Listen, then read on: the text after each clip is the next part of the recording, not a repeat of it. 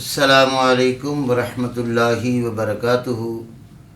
محترم خواتین و حضرات، مطب ابن طبیب آپ کی صحت کے حبیب کی جانب سے حکیم محمد ضیاء آپ کی خدمت میں ایک بار پھر حاضر ہے ایک نئے ٹاپک کے ساتھ۔ محترم سامعین و ناظرین، آج کا جو ٹاپک ہے شوگر سے ہی متعلقہ ایک مسئلے پر بحث کروں گا۔ وہ یہ ہے کہ شوگر کے ساتھ ہونے والی مردانہ کمزوری، اس کے اسباب اور اس کی وجوہات اور اس کا علاج۔ کیونکہ میرے پاس ایسے دوست آئے ہیں جنہوں نے ڈاکٹر احباب سے بہت سالوں علاج کروایا، نہ ان کی شوگر گئی، نہ ان کے پلے کوئی ازدواجی تعلقات کی قوت حاصل ہوئی۔ ان کو دیا کیا گیا؟ ان کو ویگرا اور ویگرا کے فارم کی جتنی بھی ٹیبلٹ ہیں وہ انہیں دی گئیں، جن سے چند ہفتے اور چند ماہ تو وہ سکون سے اپنے تعلقات کو قائم رکھ پائے۔ اس کے بعد ان کی یہ قوت بالکل زیرو ہو چکی ہے اور وہ آج تڑپ رہے ہیں کہ ہمارے اس معاملے میں 0 پوائنٹ ہو چکے ہیں ہم۔ تو حکیم صاحب آپ اس کے معاملے میں تھوڑی سی ہمیں معلومات دے دیں۔ تو ان دوستوں کے لیے میں آج آپ سے گفتگو کرنے حاضر ہوا ہوں۔ تو سامعین محترم توجہ کیجئے گا، جیسا کہ میں شوگر کے معاملے میں آپ احباب کی خدمت میں بہت بڑی حقیقت رکھ چکا ہوں اور رکھتا رہوں گا، کیونکہ مرض کوئی بھی ہو اس کی کوئی نہ کوئی وجہ اسباب ہوتا ہے، اور اس وجہ اور اسباب کو دور کیے بغیر وہ مرض یا علامت دور نہیں ہو سکتی۔ یہ بہت بڑی حقیقت ہے۔ شوگر کے مریض کو مردانہ کمزوری کیوں ہوتی ہے؟ سامعین محترم، جیسا کہ آپ اور میں خوب جانتے ہیں کہ شوگر کے مریض کی غذا صحیح طور پر جزو بدن ہی نہیں بنتی۔ وقت نہیں ملتا کہ میں آپ کو مکمل تفصیلات دیتا رہوں۔ انشاءاللہ وقت کے ساتھ ساتھ اللہ نے اگر زندگی بخشی، صحت و تندرستی رہی، تو آپ کو تمام چیزوں کی آگاہی دوں گا۔ جب ہم کوئی بھی غذا کھاتے ہیں تو اس غذا کے 4 ہضم ہوتے ہیں، 4 ہضوم سے وہ غذا انسانی جسم سے گزر کر پھر وہ خون بنتی ہے۔ سب سے پہلا ہضم انسان کا پخانہ بنتا ہے اور یہ آنتوں کا ہضم ہوتا ہے۔ دوسرا ہضم ہضم عروقی کہلاتا ہے اور اس سے انسان کا پیشاب بنتا ہے، اور اس سے اگلا ہضم انسان کے عروق کا، جس سے انسان کا پسینہ بنتا ہے، اور چوتھا اور آخری ہضم کہلاتا ہے ہضم عضوی۔ ہضم معدہ و امعاء نمبر 1، ہضم کبد و جگر نمبر 2، ہضم عروقی نمبر 3 اور ہضم عضوی نمبر 4۔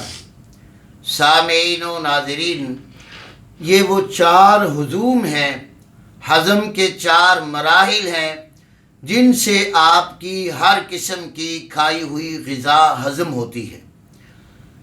پہلے ہضم سے آپ کا پخانہ بنتا ہے، دوسرے ہضم سے پیشاب بنتا ہے، تیسرے ہضم سے پسینہ بنتا ہے، اور چوتھے ہضم سے آپ کا مادہ منویہ بنتا ہے، جس سے مرد احباب کی مردانگی اثر نو نہیں رہتی ہے۔ اب ہوتا یہ ہے کہ جب آپ کو شوگر ہو جاتی ہے تو آپ کے معدے سے لے کر تمام ہضوم کمزور ہو جاتے ہیں۔ خاص طور پر انسان کا جگر اور گلینڈ، یہ تمام کے تمام جو ایک بھٹی کا کام کرتے ہیں، آپ کی غذا کو طبخ دے کر، ابال کر، اس کا جوہر نکال کر آپ کے خون کو بخشتے ہیں، وہ نہیں بن پاتا۔ اس کے نہ بننے پر آپ کو یہ اندازہ ہوگا کہ شوگر کے کوئی ایسے مریض بھی ہوتے ہیں جن کو شدت سے قبض ہوتی ہے، اس کا ذکر بھی انشاءاللہ میں کروں گا، اور کوئی مریض ایسے ہوتے ہیں جن کو حد سے زیادہ پسینہ آتا ہے، اور کوئی مریض ایسے ہوتے ہیں جن کو مادہ منویہ قطرہ دو قطرے وہ بھی پانی کی طرح خارج ہو پاتا ہے، اور ساتھ ہی شہوت حد سے زیادہ کمزور ہو جاتی ہے۔ تو آج کا چونکہ ٹاپک جو گفتگو ہے وہ یہی ہے، شوگر اور مردانہ کمزوری اور اس کے اسباب اور اس کا علاج۔ اب چونکہ اسباب آپ نے جان لیے کہ جب غذا ہی صحیح طریقے سے جزو بدن نہیں ہو رہی، چاہے آپ جتنی مرضی انسولین لیں اور جتنی مرضی آپ گولیاں اور ٹیبلٹ کھاتے پھریں، وہ آپ کی قوت پیدا نہیں کر سکتی اور نہ ہی آپ کی شوگر کو لیول پہ رکھ سکتی ہیں۔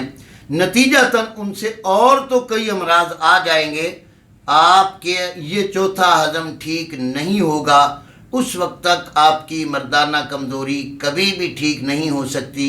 یہ وہ صداقت ہے جو میں ڈنکے کی چوٹ پر پیش کر رہا ہوں۔ اگر کوئی دنیا کا ماہر کہے کہ چوتھے ہضم کے بغیر مردانہ کمزوری ٹھیک رہ سکتی ہے تو وہ مجھے ضرور یاد کرے، میں اس سے ضرور بات چیت کرنا پسند کروں گا۔ اب اس سے اگلا جو مرحلہ ہے وہ ہے آپ کو آگاہ کرنا۔ میں نہیں چاہتا کہ میں آپ کا وقت زیادہ ضائع کروں۔ آپ کو سب سے پہلی درخواست مجھے یہ کرنی ہے کہ آپ شوگر کے ساتھ مردانہ کمزوری کی ادویات پر پیسہ بالکل ضائع نہ کریں۔ اگر کوئی حکیم یا کوئی ڈاکٹر یہ کہے تو وہ بالکل جھوٹ بولے گا۔ ہاں، یہ بات میں آپ کو کیے دیتا ہوں کہ شوگر کے ساتھ ہربل ادویات کے اندر شوگر کو کنٹرول کیجئے، اور ساتھ جب آپ کا 1-2 ماہ کا کورس ہو جائے اور آپ کو محسوس ہو کہ میری شوگر کچھ کنٹرول ہو گئی ہے، اس کے ساتھ پھر آپ یہ درخواست کر دیں کہ مجھے یہ مسئلہ بھی ہے۔ لیکن اس کے لیے میں عرض کر دوں، میرے ہاں الحمدللہ بہت سارے دوست ہیں جن کی شوگر کیور ہوئی اور اب وہ اس معاملے میں بھی بہتری پا رہے ہیں۔ اس کے لیے ایک میں نے معجون کو تجویز کیا ہے جو عام معجونوں سے ہٹ کر ہے، اور ساتھ یہ ذہن میں رکھیں کہ جب تک آپ کے جگر اور گلینڈ کو قوت کوئی معجون نہ دے پائے وہ آپ کی مردانہ کمزوری کو بحال نہیں رکھ سکتی۔ جب تک آپ کا چوتھا ہضم کام نہ کرے اور مادہ منویہ جمع نہ ہو، نہ بنے، آپ کے ٹیسٹس صحیح طور پر ورک نہ کر پائیں اور ان کو صحیح آکسیجن نہ پہنچ پائے تو وہ اس کام سے بالکل ناکارہ ہو جاتے ہیں۔ اب یہ بات ذہن میں رکھ لیجئے کہ اگر آپ چاہتے ہیں کہ ہم ہربل سے اپنی شوگر کو کنٹرول کرتے ہوئے اس چیز کو بحال کرنا چاہتے ہیں تو آپ مطلب ابن طبیب پہ رابطہ کیجئے۔ مکمل بھروسے کے ساتھ میں یہ عرض کر دوں چہ جائے کہ یہ معجون مہنگی ہے، یہ میں پہلے عرض کر رہا ہوں کہ اس میں زعفران، عنبر، مشک اور بہت ساری ایسی چیزیں جو آپ کے ٹیسٹس کو، آپ کے گلینڈ کو، آپ کے لیور کو قوت دیں گی، کیونکہ معجون ایک قسم کی غذا ہے، ایک قسم کا جنرل ٹانک ہے، ایک قسم کی مہنگی ترین غذائیں ہیں جو بادشاہ کھایا کرتے تھے۔ ایسے نہیں ہے کہ شربت بھی بادشاہوں کے نام پہ چل رہے ہیں۔